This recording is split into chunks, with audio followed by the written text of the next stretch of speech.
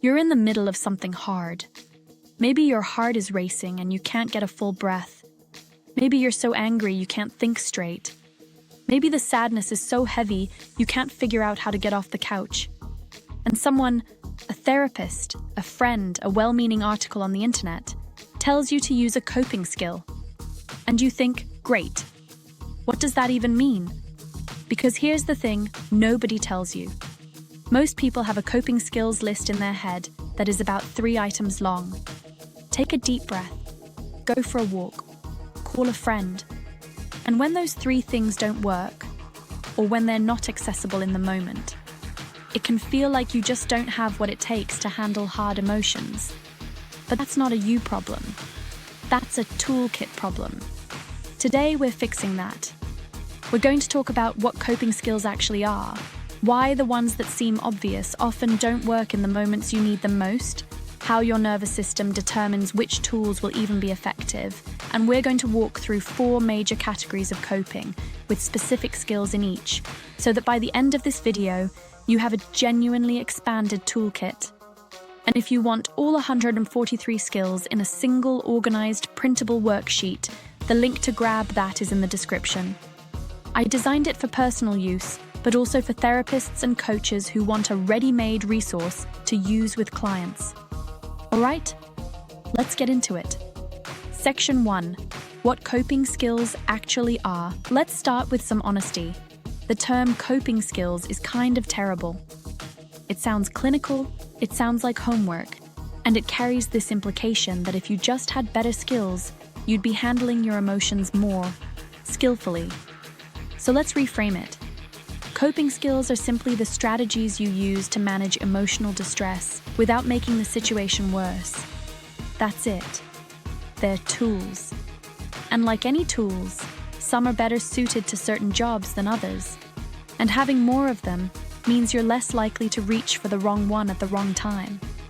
Here's what coping skills are not. They are not about suppressing your emotions. They are not about positive thinking your way out of something real. And they are absolutely not about being fine when you're not fine. The research on emotional regulation is clear, and this comes from decades of work in dialectical behavior therapy, cognitive behavioral therapy, acceptance and commitment therapy, and trauma-informed care. The goal of coping is not to eliminate difficult emotions.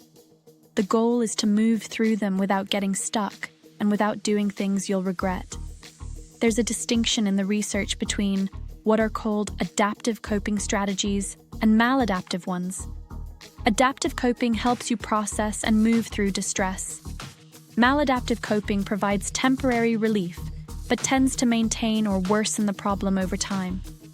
Things like avoidance, substance use, emotional eating, rage scrolling, these are maladaptive not because they're moral failures, but because they interrupt the emotional process rather than completing it.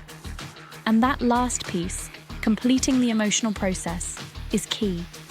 Because emotions are designed to move. They have a beginning, a middle, and an end. What coping skills do, at their best, is help you stay in relationship with the emotion long enough for it to complete its arc, rather than hijacking your entire day. Section 2. The 4 categories of coping.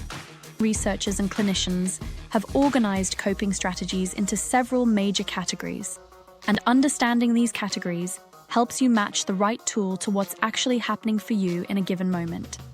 The 4 categories we're going to use today are somatic and body-based coping, cognitive and mind-based coping, behavioral and action-based coping, and social and connection-based coping. Each of these categories speaks to a different aspect of how humans process emotional experience. And here's the critical insight that a lot of coping skills lists miss. You need all 4. Not because you have to use all of them at once, but because different situations, different emotions, and different nervous system states call for different tools. If you've ever tried to use a cognitive strategy, like reframing your thoughts, when your nervous system was in full activation mode, you know exactly what I mean. You cannot think your way out of a panicked nervous system. The thinking brain goes offline first. This is why just think positive is so unhelpful when someone is dysregulated. It's the right tool for the wrong moment. Which brings us to the piece that changes everything. Section 3. Your nervous system and why timing is everything. Your autonomic nervous system, the part of your nervous system that runs below conscious awareness, is constantly scanning for threat and safety. And it has essentially 3 operating modes. The first is the ventral vagal state. This is what polyvagal theory calls the social engagement system. When you're here, you feel safe, connected, regulated, and capable. You can think clearly, feel emotions without being overwhelmed by them, and make choices that reflect your values. The second state is sympathetic activation, fight or flight. Something has registered as a threat, real or perceived, and your body has mobilized. Heart rate up, breathing shallow, muscles tense, thinking narrowed. You are physiologically prepared to fight or run. And in this state, calm, rational thought is genuinely harder because your brain has deprioritized the prefrontal cortex, the thinking, planning, deciding part, in favor of survival. The third state is dorsal vagal shutdown, sometimes called freeze or collapse. This is when the threat feels inescapable and the nervous system essentially immobilizes. It can feel like numbness, dissociation, emptiness, exhaustion, or the inability to move or speak. This is not weakness. It is a biological response. Why does this matter for coping skills?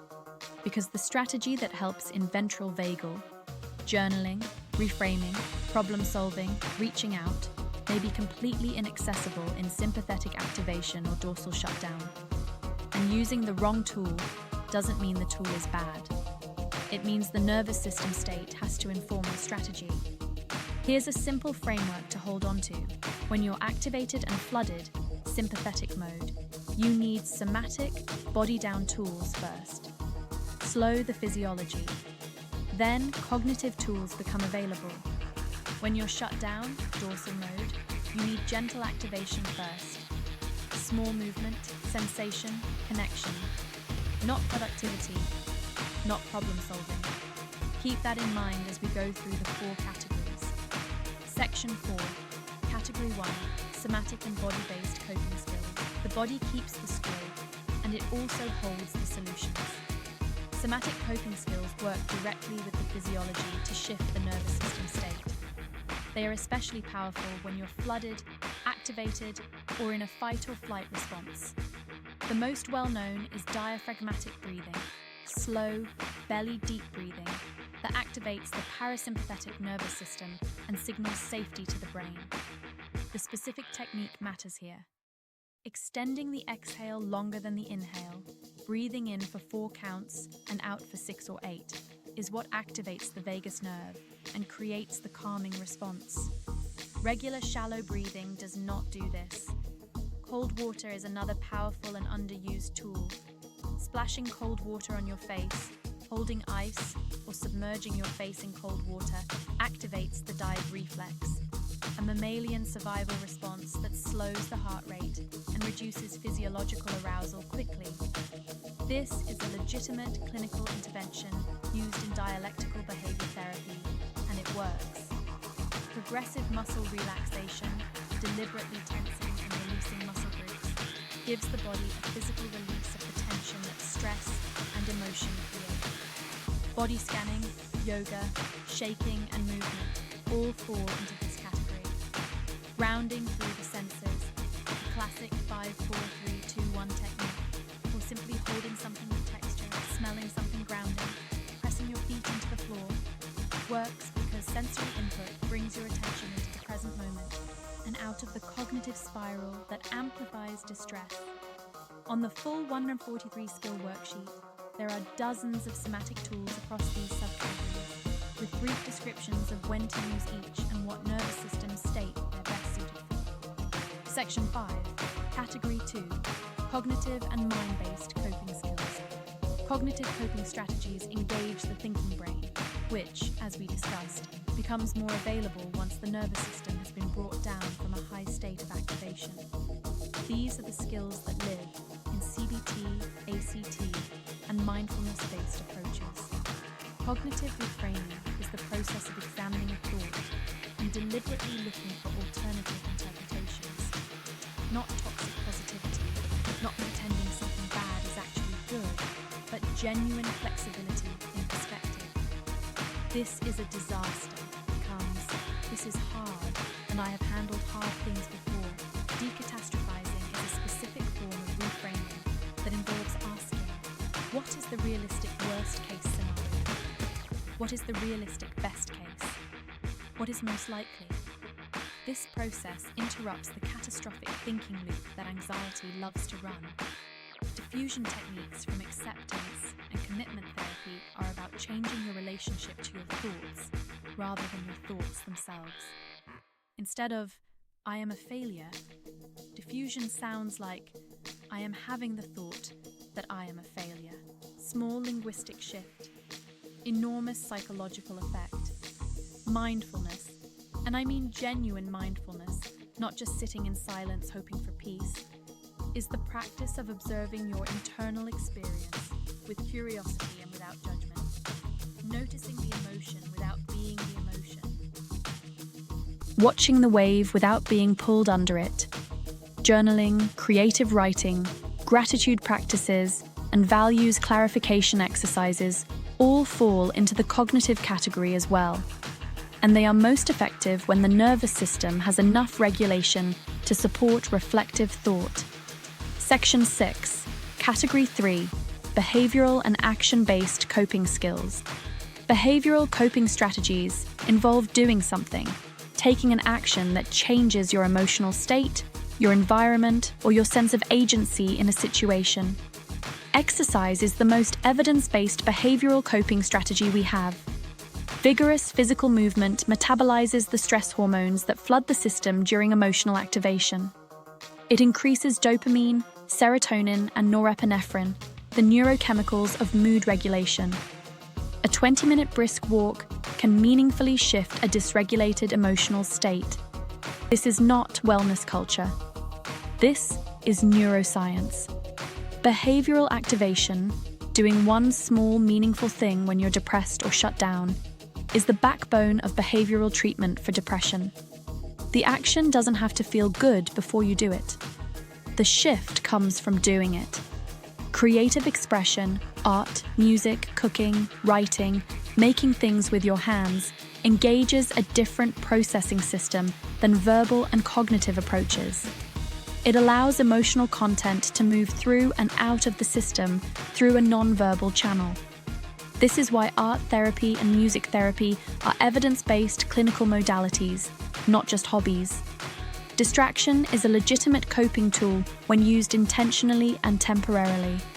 When emotional intensity is so high that engagement with the feeling would be destabilizing, briefly redirecting attention, watching something funny, playing a game, cleaning, creates a window for the physiological response to subside before returning to the issue. The key word is intentionally. Distraction as a permanent strategy is avoidance. Distraction as a temporary tool is regulation. Section 7, Category 4, Social and Connection-Based Coping Skills. Human beings are fundamentally relational. Our nervous systems co-regulate with other nervous systems, meaning that the presence of a calm, connected person literally helps our own biology settle. This is called co-regulation, and it is not a metaphor. It is a neurobiological reality that underlies everything from infant attachment to adult therapy. Reaching out to a safe person, not to fix anything, but simply to be witnessed, is one of the most powerful coping tools available. The act of putting words to an emotional experience in the presence of someone who receives them without judgment is transformative in a way that solitary strategies often can't replicate. This is why isolation is so dangerous when we're struggling. And it's also why the instinct to withdraw when we're in pain, which is so understandable, can inadvertently cut off access to one of our most powerful regulatory resources. Social coping doesn't have to mean deep emotional conversation. It can mean sitting with someone in comfortable silence. It can mean laughing together. It can mean belonging to a community, a class, a group, a faith community, where your presence is known and expected. Online support communities, peer support groups, and therapy all fall into this category as well. And I want to name therapy specifically, not because it's the only option, but because there is real value in having a trained professional walk alongside you in the coping skills development process. It is not weakness to need a guide. It is wisdom. Section 8. Building your personal coping toolkit. Here's the thing about a list of 143 coping skills. You don't need all of them. You need the right ones for you. And figuring out which ones those are is a process, one that's worth doing with intention, rather than just hoping you'll remember the right tool in the middle of a hard moment. The research on coping skills actually shows something important. The number of skills someone has access to is less predictive of resilience than the flexibility with which they can deploy them. In other words, what matters isn't how many tools you have. It's your ability to read the situation and reach for the right one. So here's how to start building your toolkit with intention. First, take stock of what you're already doing, adaptive and maladaptive both. You have coping patterns. Understanding them without judgment gives you a baseline.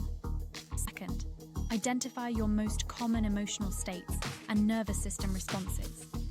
Do you tend toward activation, anxiety, anger, urgency? Or do you tend toward shutdown, numbness, exhaustion, withdrawal? The category of skills you need most will differ based on this. Third, experiment. Try tools from each category. Notice what actually helps versus what you think should help. These are not always the same thing, and that's okay. And fourth, this is where the worksheet I mentioned becomes genuinely useful. Keep a physical reference. When we're dysregulated, our access to memory and cognition narrows. Having a list you can see and touch in a hard moment removes the cognitive load of trying to remember what to do. It's a small thing that makes a real difference. Coping skills are not a sign that something is wrong with you. They are a sign that you are human, that you experience emotions, that life sometimes brings more than a nervous system can quietly absorb, and that you have the capacity to learn new ways of moving through the hard stuff. The goal is not to become someone who never struggles. The goal is to become someone who can struggle and not be destroyed by it.